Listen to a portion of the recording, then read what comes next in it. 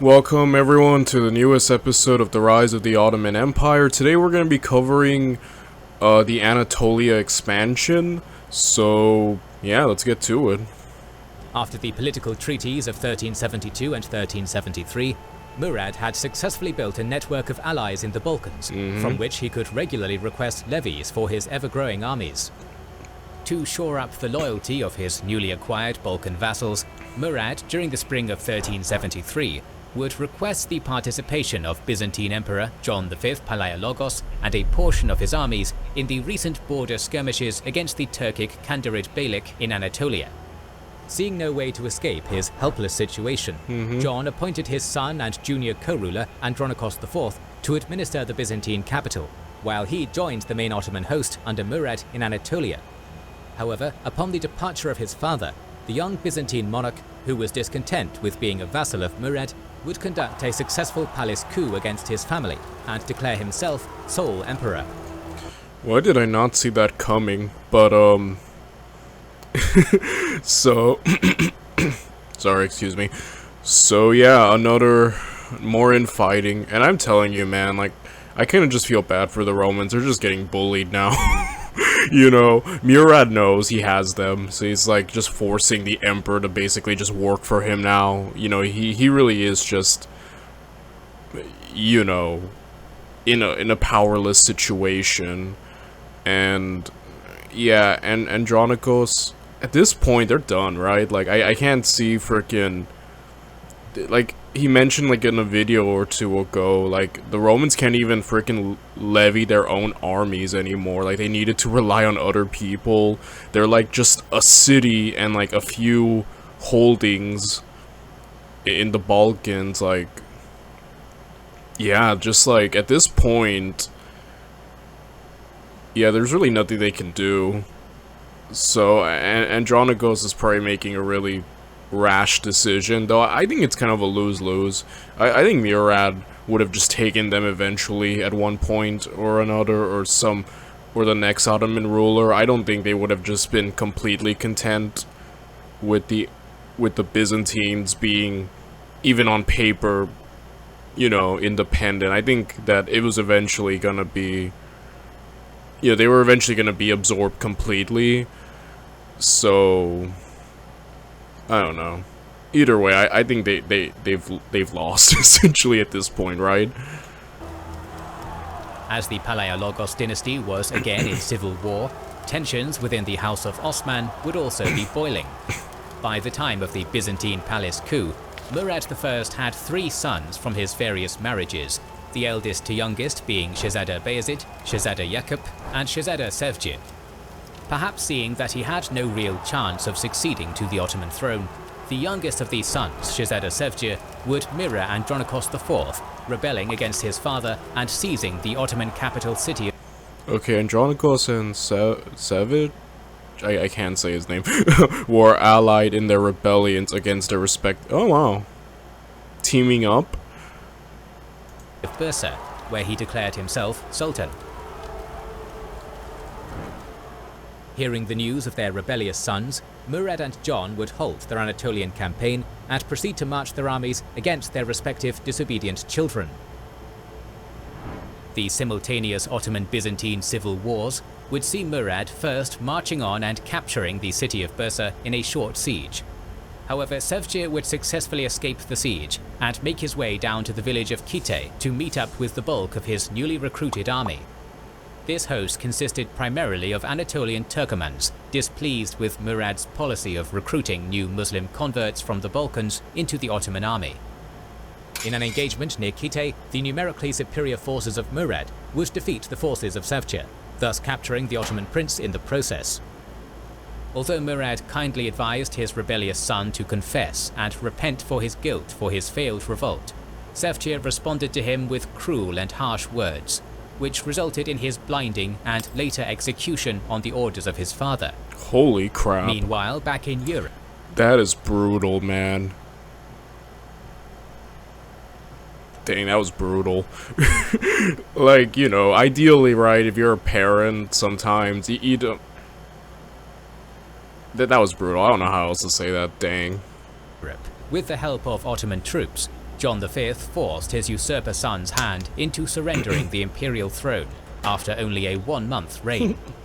Although Murad implored him to blind his rebellious son, John, in an act of mercy, would instead settle for the imprisonment and partial blinding of Andronikos, thus officially bringing an end to the simultaneous Ottoman-Byzantine civil wars of 1373.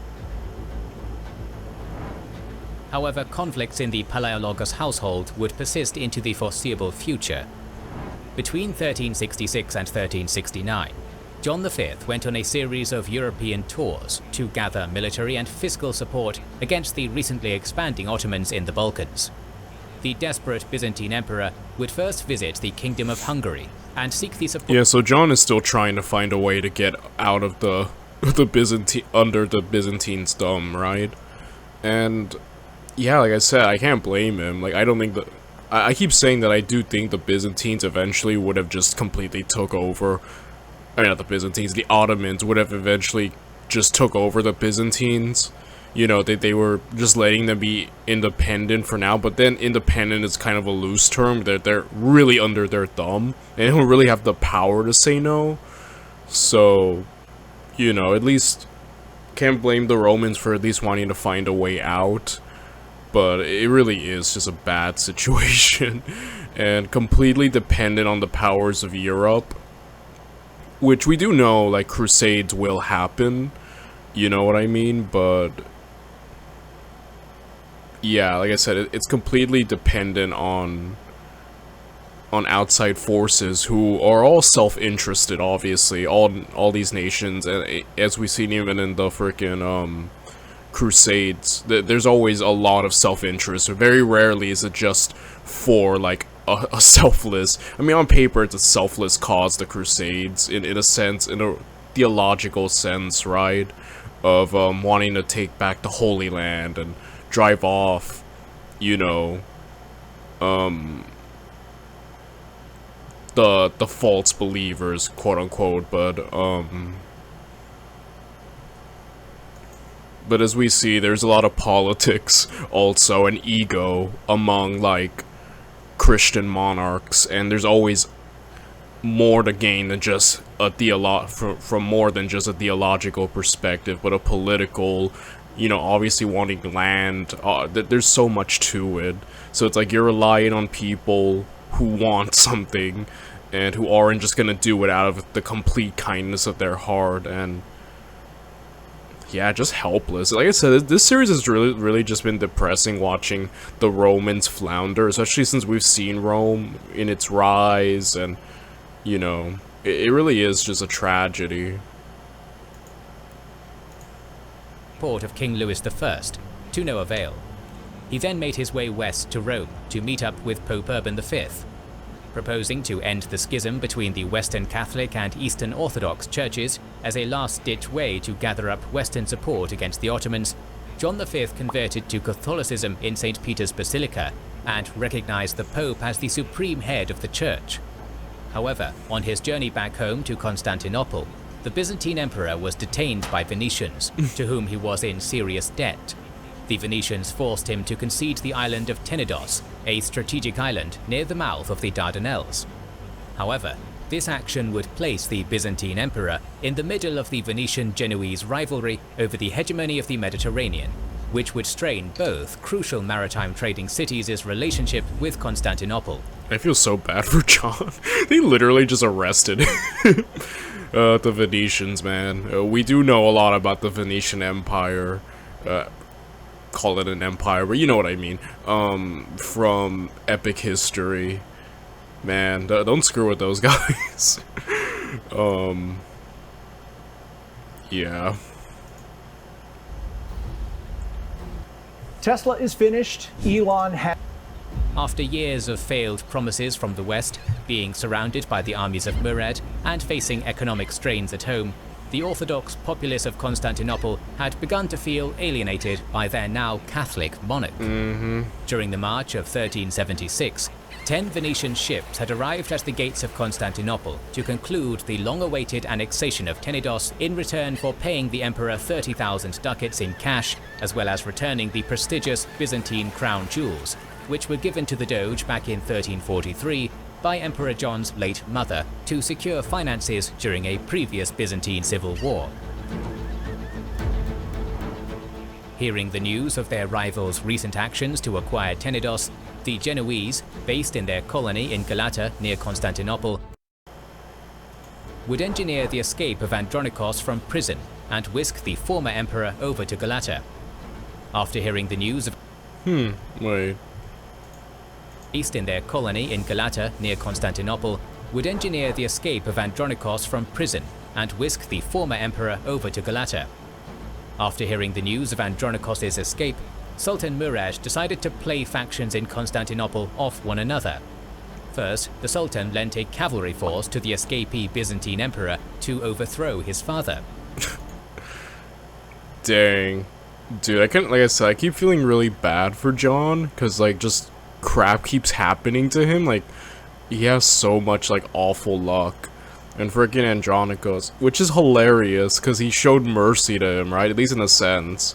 At least much more than Murad. And freaking Andronikos is like, alright, back to trying to get rid of my dad, like, and even Murad's helping him. Again, Murad has nothing but to gain from a divided enemy. And yeah, again, he ain't like buddies with John. Like, you can see just how much he don't care. Yeah. During a short summer siege, Andronikos IV's forces would storm into Constantinople and imprison John V and his second eldest son and co-emperor Manuel in the dungeons of the Tower of Animes. As a reward for their assistance in reclaiming his throne, Andronikos would award the Genoese the disputed island of Tenedos, and the Ottomans the peninsula of Gallipoli, which Murad had lost during the Savoyard Crusade back in 1367. And he has less land now than ever. Man. With war with Venice looming over him, the issue of Tenedos, and facing supply issues in the capital, the reigns of Andronikos IV and his son, and newly crowned co-emperor John VII, were a time of crisis for the Byzantine Empire.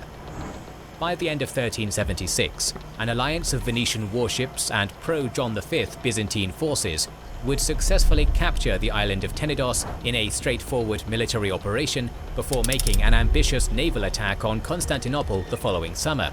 Although unsuccessful, the attack on the capital worsened Andronikos' hold on power within the city, as Constantinople faced a major food shortage.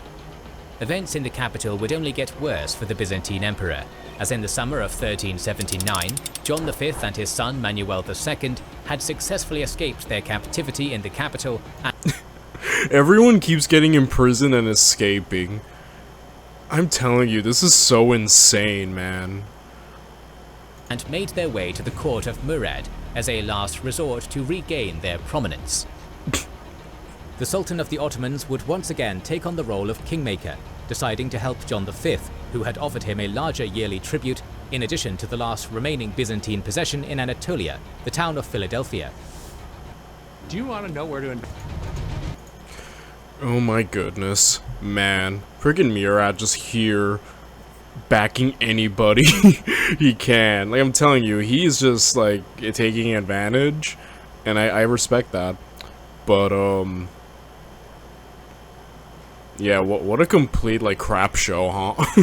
the frickin' Byzantines are. Accepting the desperate John's most generous offer, Murad would supply the exiled emperor with an army. By the end of the summer, the forces of John V and Manuel II would storm into Constantinople after a short standoff with the city's garrison. However, before the fall of the city, Andronikos IV and his household escaped to Genoese Galata. There, the deposed emperor would continue to press his claim for the throne, until a political agreement was settled between the two Byzantine factions in 1381, granting Andronikos IV and his son John VII jurisdiction over the town of Salembria near the imperial capital. In the following years, Venice and Genoa would also agree to depopulate the island of Tenedos and destroy its fortifications, thus effectively creating a neutral zone. In the grand scheme of things, this latest round of Byzantine civil wars would benefit the young Ottoman state. It had squeezed major concessions from Constantinople in the form of the Gallipoli Peninsula. which would give Murad I the opportunity to once again move his armies freely between Asia and Europe.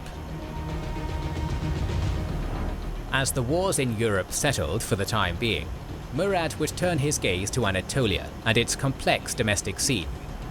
Ever since the fall of the Sultanate of Rum at the beginning of the century, the region of Anatolia had been ruled by a collection of Turkic beyliks, ranging from the Aegean coast to the west all the way to the Taurus Mountains to the east.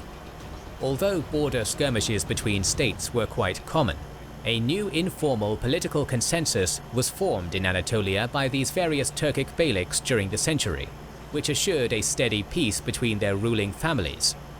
Initially, the Ottomans were merely one of these petty beyliks among many, but by the reign of Murad I, this was no longer the case.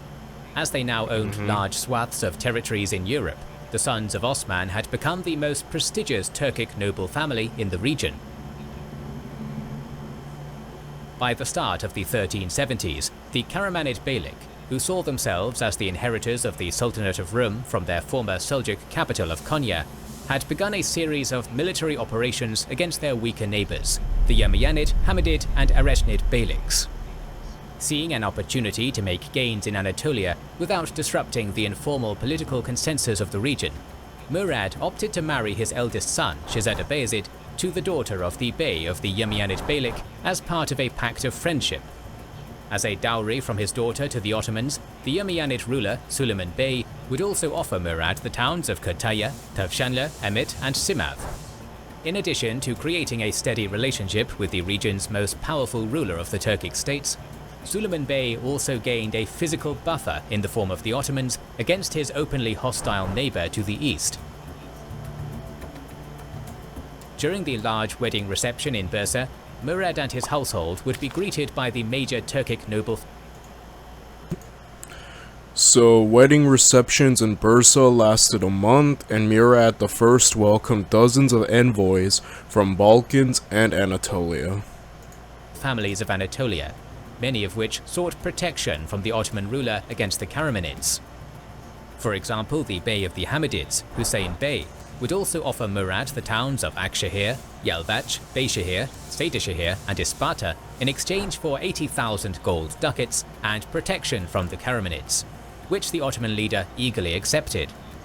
Overnight, Yeah, I think what I really like so far of this video is definitely Murad's diplomacy game that he's showing, you know, between just using the opportunity of the chaos from the Byzantines to secure himself, you know, his gains there, and then now just using the Turks fighting each other to basically prop up his own stature and prominence among them as some sort of protector, right? Some sort of buffer. And in return, he just keeps expanding his empire and gaining even, like, you know, diplomatic alliances. He definitely is coming off more prestigious now. And I think it really is just cool to see it, the way he's playing everybody. And I mean, not even playing, he's just minding his own business, but everyone's coming to him, you know? And he's just, like, taking advantage of the opportunities given to him. And yeah, again, like, it's really cool to just see him play the game, you know. the Ottomans would become the guarantors of peace in western Anatolia, as Murad's domains now split off the region from the Karamanids. Still wishing to keep the peace in Anatolia, Murad I would offer his daughter's hand to the leader of the Karamanids, Aladdin Ali Bey. Securing peace in Anatolia for the time being, Murad would once again turn his attention to Europe, as he planned to expand his rule further into the Balkans. Justified or not, Murad believed that his network of vassals in the region was plotting against him, and that they were too weak to provide for his armies. Whether or not Bulgarian Tsar Ivan Shishman was still loyal to Murad as his vassal did not matter, for during 1381, the Shizman dynasty has a name of Turkic origin. It literally means fat. The Fat Dynasty. I love that. Ottoman raids into Bulgaria were resumed by local Ottoman border lords. This raiding snowballed into a full-scale war between Edirne and Tarnovo. With hostilities declared, the Ottoman Sultan personally led an army into Shishman's territories, defeating his forces near the town of Zlatitsa before ordering his much-trusted tutor, Lala Shahin Pasha, to besiege the major Bulgarian city of Sofia. After a lengthy struggle, the city's garrison surrendered to Ottoman forces in 1382, resulting in another wave of Turkic migrants from Anatolia making their way into Europe. It would also be after this victory that the first Ottoman fiefdoms, better known as Timars, were distributed in Thrace and Macedonia, thus paving the way for creating a new military class within the Ottoman Sultanate. While Bulgaria was subdued once more, back in the Byzantine Empire, John V's second eldest son and co-ruler, Manuel II, had broken ties with Constantinople and seized the empire's second city, Thessalonica, for himself. Unlike his subservient aging father, the energetic and patriotic Byzantine royal had wished to create a center of resistance against Murad as a means to free the many Eastern Romans now living under Ottoman rule. Okay, so... Man, I'm telling you, dude. Take a drink every time the freaking Byzantines turn on each other. I swear, we would already be dead in this series if we did that. But yeah, they're not making it easier for themselves, you know. Then again, like, I don't know. They're in an awful position. However, local support in Thessalonica for Manuel II's ambitions was fleeting, as the city was quickly put under siege in 1383 by the forces of Grand Vizier Jandeli Halil Pasha the Elder. Knowing the situation was hopeless, Manuel fled the city in disgrace, resulting in the local garrison surrendering to the Grand Vizier in 1387, much to the deprivement of an ever-shrinking Roman world. Yeah, their constant civil strife just allows the Ottoman just to keep taking more territory from them. And yeah, Manuel, man, what an idiot. Further Ottoman gains in the Balkans during this period came in Albania, when the local ruler of the region, Karl Topia, requested the assistance of Edirne in his war effort against his rival Balcha II of Zeta over the port town of Durrës. Taking advantage of the power struggle, Ottoman armies entered the mountainous region for the first time in their history and dealt a crushing defeat to the forces of Zeta at the Battle of Savra in 1385. In the aftermath of the bloody battle, the towns of Kruja, Berat and Ulcini were sacked by Ottoman raiders, while the border town of Kastoria was annexed into the Sultanate. While the armies of Murad I enjoyed many victories during the 1380s, the Sultan also faced his first military roadblock during this period, as the newly formed Principality of Moravian Serbia became the center of resistance in the Balkans against his rule. Born from the burning ashes of the former Serbian Empire. Moravian Serbia was named after Morava? A river that holds a special place in Serbian history. Moravian Serbia, led by its prince Lazar Hrebeljanović, had become the strongest of the petty Serbian successor states during the aftermath of the Battle of Maritsa. Having spent the last decade consolidating his territories against his rival Serbian lords, Lazar was poised to construct a great Balkan coalition in order to drive the Ottomans out of Europe. The Serbian prince had already defeated a major Ottoman raiding party during the Battle of Dubrovnica in the winter of 1381, proving that the Turkish scourge could be beaten back. However, such plans to build a mighty coalition were to be paused, as in 1386, the highly strategic town of Niš fell to Ottoman raiders after a month-long siege. With Serbia now exposed to future invasion, Prince Lazar, perhaps in an attempt to buy time, concluded a temporary deal with Murad that would see him supply the Sultan's armies with 2,000 of his troops and begin paying tribute to Edirne. After multiple years of successful European campaigns, Murad's recently established peace in Anatolia slowly fell apart.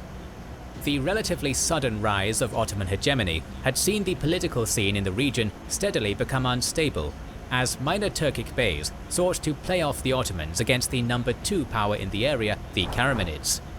Since the dynastic marriages of 1381, the political borders of Anatolia had not changed, except for the eastern quadrant of the Kandarid Beylik, whose beys declared for Murad in 1384.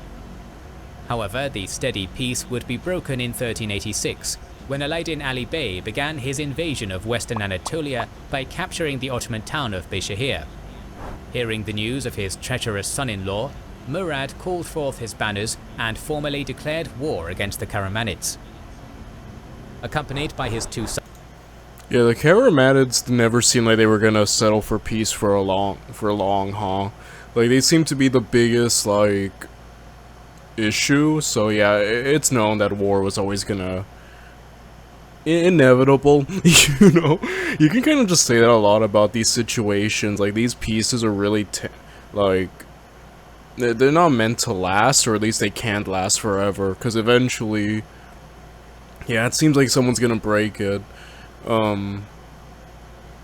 So yeah. Sons Bayezid and Yakub, the Ottoman forces of Kara Timurtaj Pasha, a contingent of vassal troops from Constantinople led by John V, and forces from his Serbian vassals, Murad now had a grand army numbering around 20 to 30,000 men.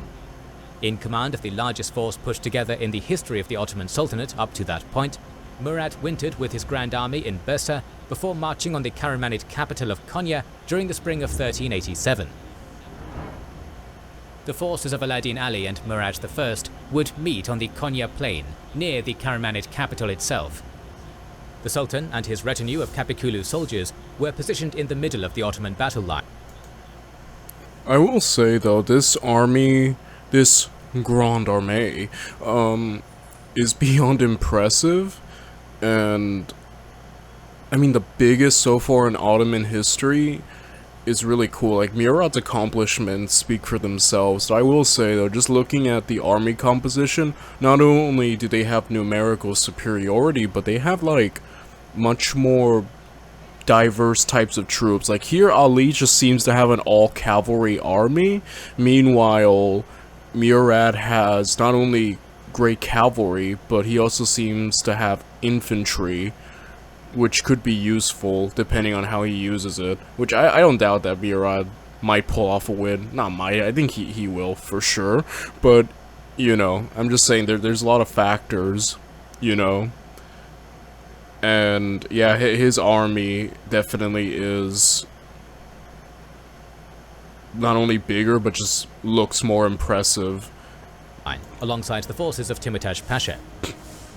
At the same time, his sons Bayezid and Yakub led the left and right flanks, accompanied by Serbian and Byzantine vassal troops and Ottoman cavalry. The following engagement, which would later be known as the Battle of Frenk-Yazizi, would begin with a general Ottoman charge on the disorganized and ill-disciplined forces of the Karamanid Bey. Within minutes, the Karamanid lines would break from the weight of the Ottoman charge, and a full-scale Karamanid rout was underway. Easily routing the Karamanid army, Murad stormed into the Karamanid capital city of Konya, where his son-in-law had locked himself with his household in the city's fortress. The now disgraced and defeated Alaeddin Ali Bey called forth his Ottoman wife, Melek Hatun, to negotiate with her father to ask for forgiveness for his actions. After much pleading from his daughter, Murad reluctantly pardoned the Karamanid Bey and returned to Bursa after collecting his war concessions from Konya. In a single military campaign, the sons of Osman had showcased to the rest of Anatolia that they were the new premier power of the region. Yeah, essentially, right? They just showed they were the top dog, and I think that was really kind of like, I guess you could say a flex. It was meant to be. Not only did he assemble the largest army up to that point, you know, in Ottoman history, as kings and generals stated, but I think that also goes to show that, like, yeah, look at the manpower we have, look at how big my army is, and look at how I just, like, dog walked the, you know, utter great power of Anatolia, right? That battle was more of a statement, if anything, I think, to just tell everyone, yeah, I have all the power. And I think he got his statement across really well. Murad's victory at Frankiazizi would also display Ottoman superiority in battle tactics and unit composition, based on specialized infantry and heavy cavalry, compared to the classical Turkoman style of fighting with disorganized Ghazi warbands employed by the Turkic beyliks of the region. I'll end the video here today, and I'll see you guys tomorrow when we continue.